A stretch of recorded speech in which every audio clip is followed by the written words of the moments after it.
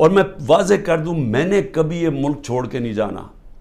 مجھے کوئی کہے کہ جی آپ کوئی باہر چلے جائیں, کوئی ڈیل کر لے, میں حقیقی آزادی کی جد و جہد 27 سال سے کر رہا ہوں.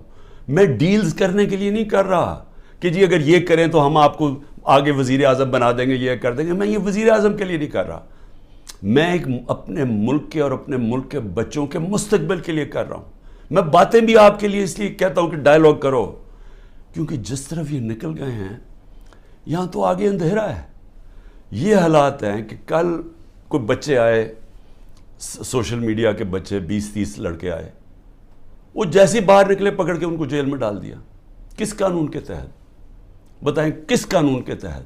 پہلے تو آپ کہہ سکتے تھے نا جی کہ یہ ہمیں جی وہ کچھ جیو فینسنگ میں نظر آئے ہیں, آپ کو تو پتہ ہی نہیں ہے لڑکے کون ہیں, پکڑ کے سیدھا جیل میں لے گئے. میرے وکیل عزیر بھنڈاری جو کہ سینئر ایڈوکیٹ ہیں سپریم کورٹ کے, ان سے میں نے ملٹری کورٹس کے اوپر میٹنگ کی کہ یہ ملٹری کورٹس کو میں چیلنج کرنا چاہیے کہ بالکل دنیا میں مذاق اڑا ہے پاکستان کا, کبھی جمہوریت کے اندر بھی ملٹری کورٹ آئے ہیں. اور وہ یہاں سے باہر نکلے, اس کو اٹھا کے لے گئے, اس کو اور اس کو ڈرائیور کو. یہ کس قانون کے تحت؟ یعنی یہاں تو قانون کی دھجیاں اڑا دی, یہاں تو بلکہ بنانا ریپبلک سے بھی بدترین حالات ہو گئے ہیں. میڈیا کا منہ بند کر دیا. میں ویسے وہ میڈیا والوں سے ذرا آج پوچھنا چاہتا ہوں جو بڑے جہاد لڑتے تھے میڈیا کی آزادی کے لیے, وہ میڈیا ہاؤسز جی ہم آزادی رائے اور آزادی میڈیا, وہ کدھر چلے گئے ہیں؟ چپ کر کے دم دبا کے سر بیٹھ گئے ہیں کہ سارا اس وقت عمران خان کا نام نہیں آنا چاہیے میڈیا کے اوپر, وہ پتہ نہیں کتنا خطرناک دہشت گرد ہے.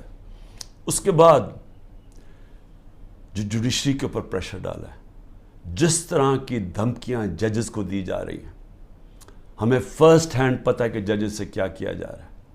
جو جج لائن میں نہیں اس کے اوپر میڈیا اس کی ٹرائل شروع کر دیتے ہیں, اس کے اوپر ہر قسم کرپشن کیسز ہر چیزیں اٹھاتے ہیں. ان کے ایک اب میں بتاؤں سینئر سپریم کورٹ کے جج کے ان کے لوگ اٹھا کے لے گئے, ان کے نوکر کو اٹھا کے لے گئے. تو ان کے اوپر بھی پریشر ڈالا ہوا ہے, کسی طرح ان کا منہ بند